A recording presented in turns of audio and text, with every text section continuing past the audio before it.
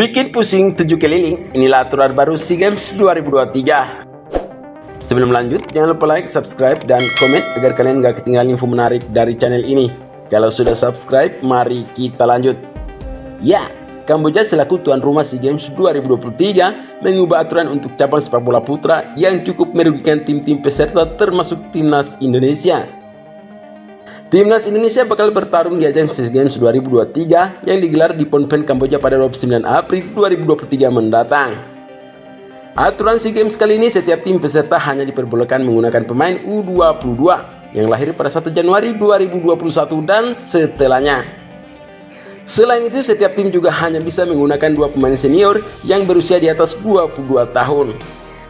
Ini berbeda dengan aturan yang diterapkan pada ajang SEA Games edisi sebelumnya di Hanoi, Vietnam. Pada edisi 2021 lalu, Vietnam selaku tuan rumah menerapkan usia 23 tahun ditambah 3 pemain senior. Dengan aturan baru ini, pelatih timnas Indonesia tentu harus memutar otak dan pusing 7 keliling karena pemilihan pemain kian terbatas.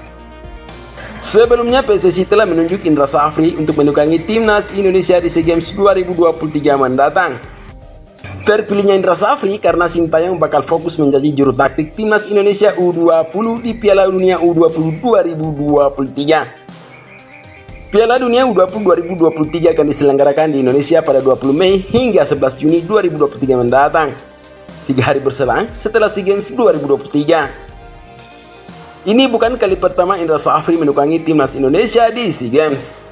Pada SEA Games 2019 lalu, Indra Safri merupakan pelatih timnas Indonesia kala itu tim merah putih meraih medali perak.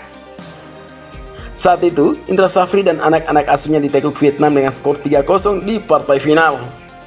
Adapun pada SEA Games terakhir, timnas Indonesia hanya mampu menyabet medali perunggu di bawah asuhan Sintayong. Sejauh ini, timnas Indonesia baru meraih 2 medali emas di ajang SEA Games, yaitu pada tahun 1987 dan tahun 1991.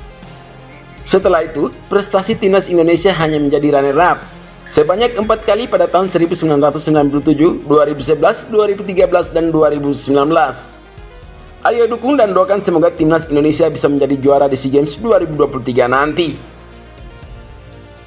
Bagaimana tanggapan kalian? Jika suka video ini, nantikan video kami selanjutnya dan salam olahraga.